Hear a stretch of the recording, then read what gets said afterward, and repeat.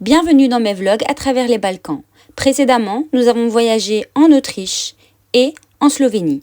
Maintenant, direction la Croatie avec comme premier arrêt Zagreb.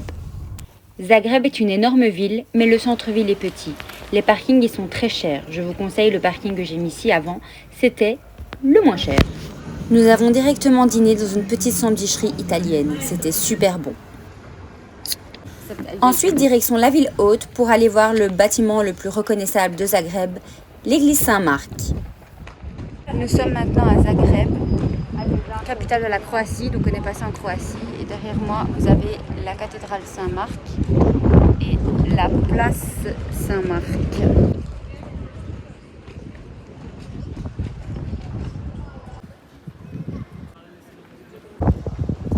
Allez, petit drapeau.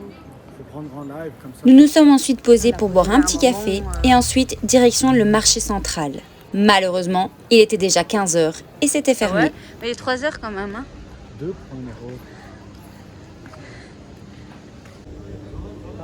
C'est pas le même genre de ville. Du tout.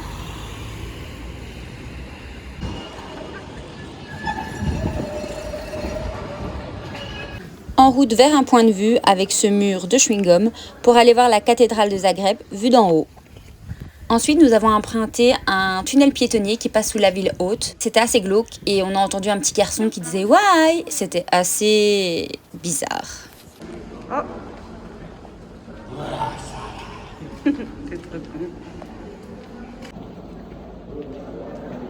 Tu m'entends? Je suis près de toi.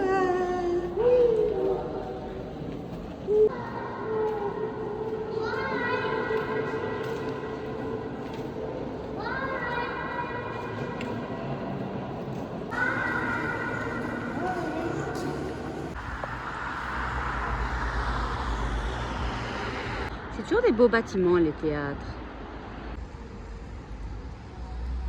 En fin d'après-midi, nous étions très fatigués et ce temps n'a rien arrangé. Nous nous sommes donc posés quelques instants, avons mangé une petite glace et ensuite nous sommes partis en direction de notre prochaine destination, Slunj. On est allé à Zagreb, donc on a passé la frontière de la Croatie et du coup on était dans la capitale. C'est énorme, on est arrivé, c'était vraiment un grand périphérique. Vraiment très très grand, mais le centre est très petit et franchement pour le moment c'est la ville que j'ai le moins aimé. Il n'y a pas grand chose à faire, donc à part quelques points intéressants au niveau touristique, le tour est vite fait et vu qu'on était quand même assez fort fatigué de notre semaine qu'on venait de passer, on a décidé de directement prendre la route. En plus il a commencé à pleuvoir très très très fort. Sur la route, nous sommes arrêtés dans une petite boutique vendant plein de produits de truffes. Je peux vous dire que l'odeur de truffe nous a accompagnés pendant tout le voyage. Le lendemain matin, après une petite balade à pied assez difficile sous cette chaleur, nous voilà arrivés à Rastok, qui est surnommée la Petite Plitvice. Elle est célèbre pour ses cascades et ses moulins. Elle est située à Slunj, à 30 km des lacs de Plitvice, que vous connaissez très certainement déjà. C'est un village féerique de plus de 300 ans, avec des maisons en bois et des moulins traditionnels. Au niveau des activités, rien de bien particulier, il suffit de se balader et d'observer la beauté du paysage. C'est un petit village, en 1 heure, le tour est fait.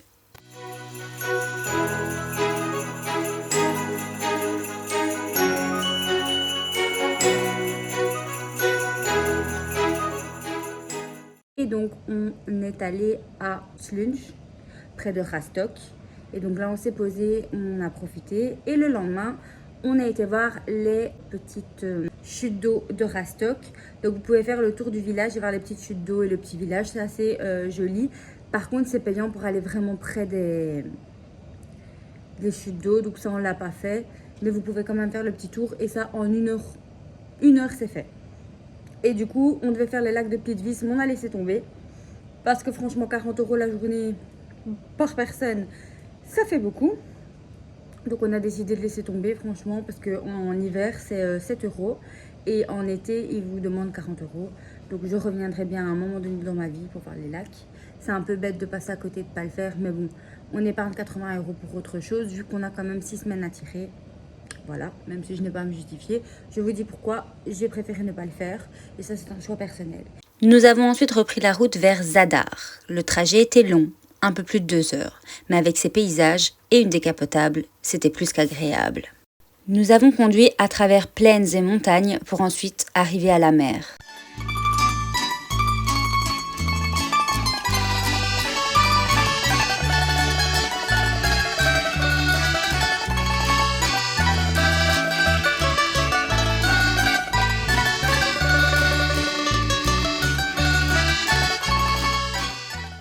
Juste quelques secondes, un des flagons a des...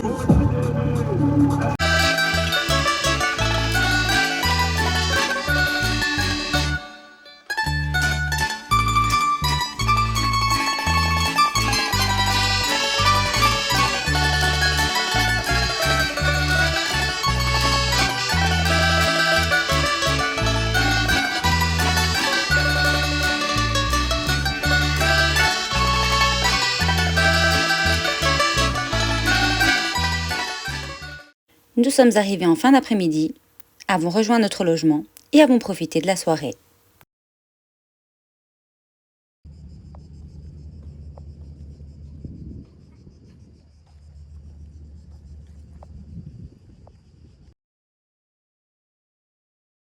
La ville est divisée en 2 parties, séparées par le port. Vous avez d'un côté la nouvelle ville, que nous allons voir à cet instant, et ensuite vous découvrirez la vieille ville avec tous les vestiges historiques.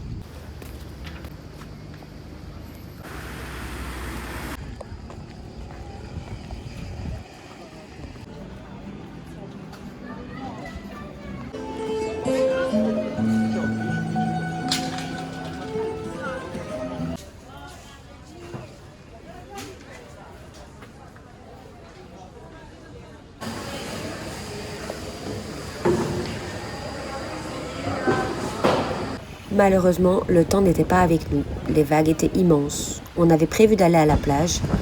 On a quand même décidé d'y aller et de s'y poser.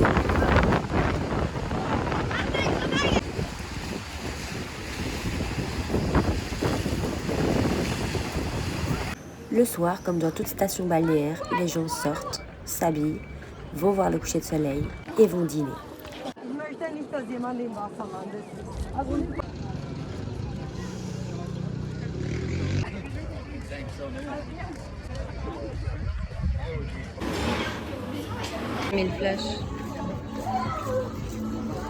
On est venu à Zadar avec 2 heures de route, donc route dans les montagnes, décapotable, franchement top. On s'arrêtait à des petits points de vue, etc. C'était vraiment canon. Et du coup là, on est arrivé à Zadar, donc première ville côtière pour nous.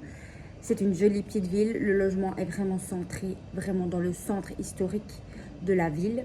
Donc on s'est garé un peu plus loin à un parking, je vous mettrai l'adresse, c'est 30 cents de l'heure. Franchement, c'est rien du tout. Et donc, vu qu'on restait de nuit, c'est assez. On a payé peut-être 11 euros, 7 euros, je sais plus, pour les 2 jours. Donc, ça, c'est vraiment, vraiment bien. Le petit centre historique est très joli. C'est très beige, très propre, très pavé. Enfin, franchement, c'est top. Et devant, vous avez un port avec des yachts, des bateaux, etc. Vraiment chouette, beaucoup de familles, beaucoup de couples, c'est très familial et du coup on est fait un tour de la ville, on est au petit marché et puis on s'est installé à la plage.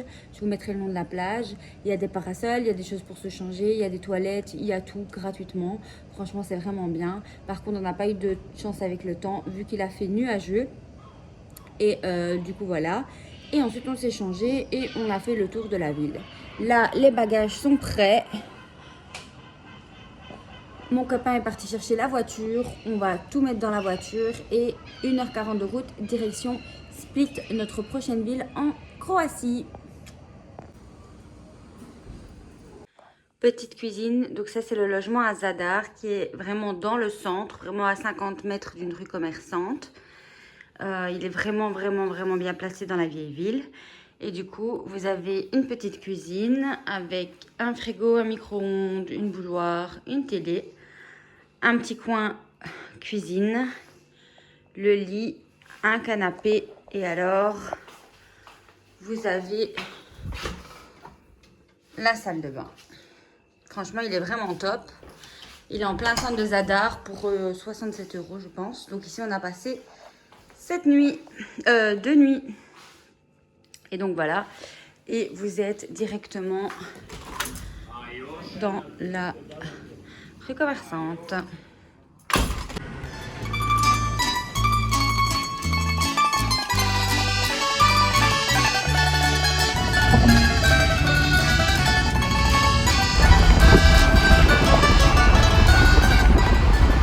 Arrivés à Split, nous avons déposé nos affaires et direction la plage pour se reposer un petit peu.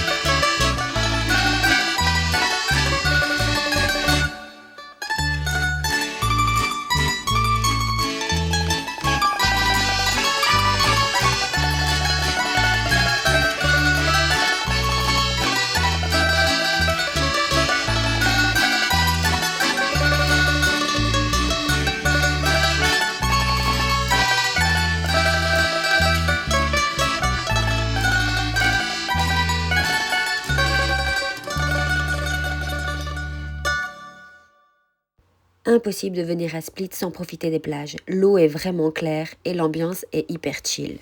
Après avoir profité de la plage toute la journée, nous sommes retournés au logement pour nous préparer à aller dans le centre-ville. J'avais tellement hâte de découvrir cette ville et je peux déjà vous dire que l'ambiance ici est dingue. Entre les ruelles historiques et la mer turquoise, c'est un vrai décor de carte postale. Dès que vous atteignez le centre, vous entrez dans le palais de Dioclétien. C'est l'attraction principale de la ville. C'est un palais romain gigantesque en plein centre-ville. Tiens,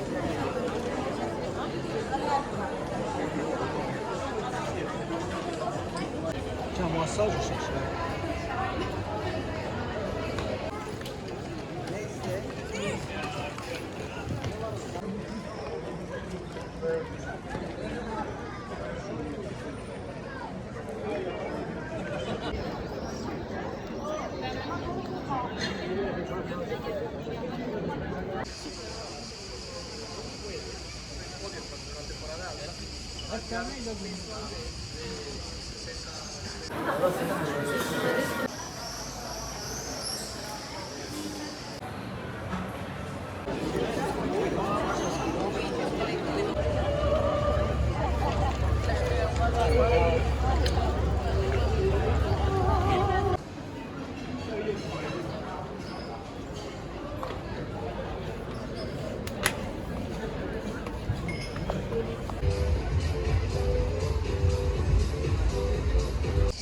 Hello, donc hier nous étions à Split, vu la chaleur, il faisait 35 degrés. On a déposé nos affaires dans l'appartement Airbnb. J'y suis, donc vous avez un petit balcon, c'est vraiment tout près du centre, c'est à 700 mètres. Je vous donnerai l'adresse, donc c'est une chambre chez une dame avec son chien, donc elle n'a qu'une chambre. Et donc c'est tout près du centre, mais avant ça, du coup on a déposé nos sacs. Et on a été à une plage, donc je vous mettrai le nom aussi. Et on s'est reposé parce qu'il faisait très chaud, il faisait 36 degrés hier. Donc on a passé l'après-midi à la plage. Ensuite, on est allé manger, on s'est changé et on est allé à pied vers le centre vu que l'appart a un parking et vu qu'on n'est pas loin. C'était top. On a fait un tour du centre au coucher du soleil. On s'est posé et on a profité de la ville de Split qui est très belle. Donc vous avez des vestiges très bien conservés. Vous avez le palais de Dioclétien, donc tous les remparts, toute la vieille ville, c'était son palais. Et vous avez encore des très beaux bâtiments bien conservés. Donc je vous conseille cette ville et je ne regrette pas de l'avoir fait fin de journée parce que en journée je pense qu'il doit faire très chaud. Du coup là maintenant, programme d'aujourd'hui, on va à Dubrovnik, mais on a 3 heures de route. Donc j'espère quand même qu'on pourra profiter de la journée. Donc au programme visite de la ville, ensuite on va au logement et on ira à la plage en fin de journée. Voilà, voilà.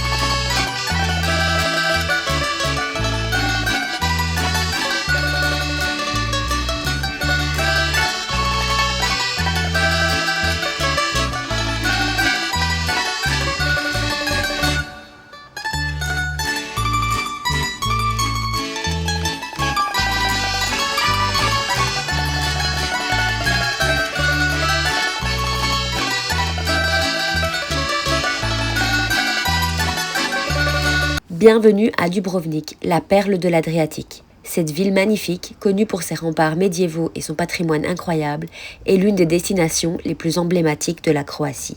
Si vous avez vu la série Game of Thrones, vous reconnaîtrez sûrement certains endroits. Nous arrivons à Dubrovnik.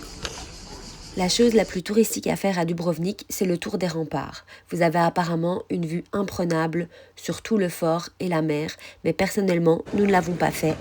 35 € l'entrée pour les remparts. Cher.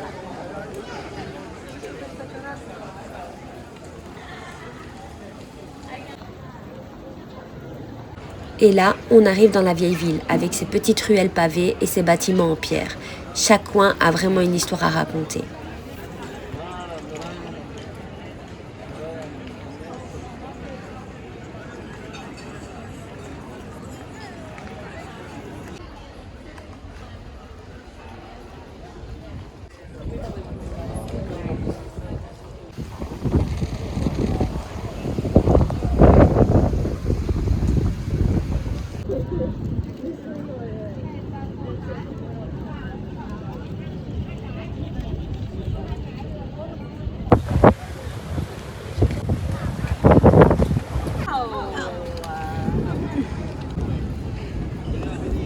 Petit orage à Dubrovnik.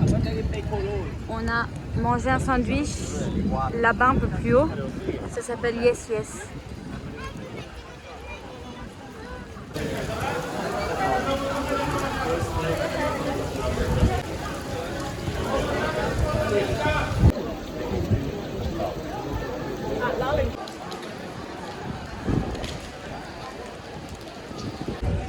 Dubrovnik sous la pluie.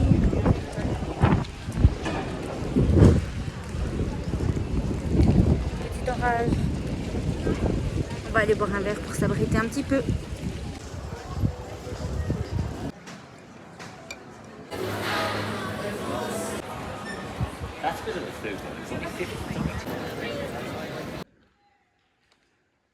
Babylone et tout avant. Ouais. Babylone, je crois que c'était parmi les premiers. C'est juste une pharmacie quoi. Je crois que c'est ça la fontaine. Ouais. Et elle arrive elle.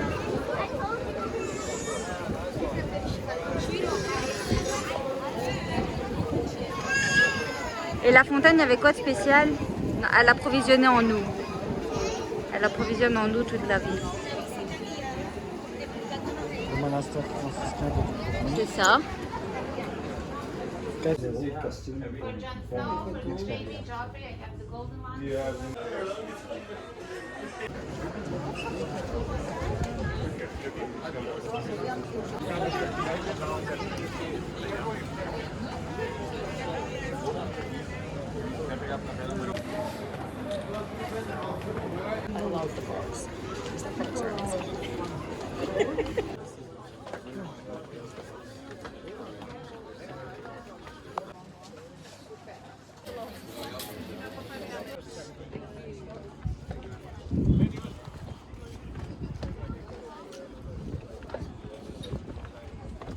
Que se pierdes ahí.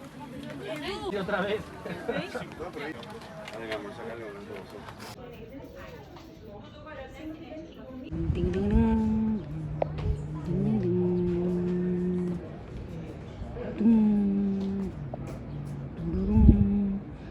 Dum. Here in Dubrovnik, Croatia. Very, very beautiful. You have a lot of building with Korean influence. And the people will think I speak English like an English cow. This is Romano-Gothic. This is Romano-Gothic. And my appareil photo is very not clean. Impressive.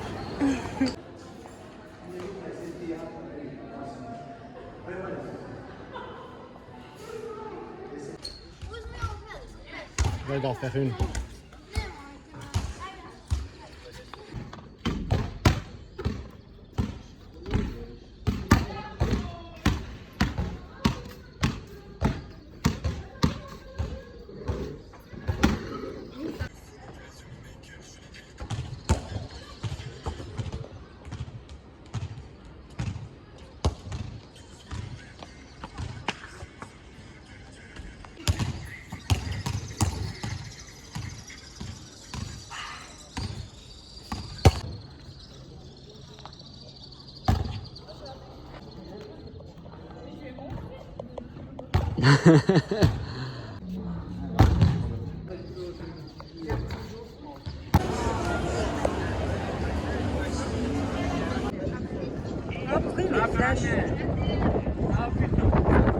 Malgré le temps, Dubrovnik a été un réel coup de cœur pour moi. Entre ses remparts majestueux, son histoire fascinante et la beauté de ses paysages, c'est un endroit unique. Si vous passez par la Croatie, ne manquez surtout pas cette ville incroyable. Petit appartement à Dubrovnik, tout cosy. C'est la place pour un parking. Et l'appartement est vraiment top.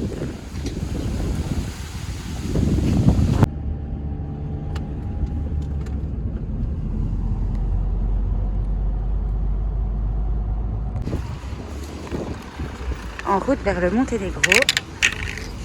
Première chose, Lidl pour reprendre des bouteilles d'eau et acheter notre petit déjeuner. Donc hier, on était à Dubrovnik. Maintenant, on va au Monténégro.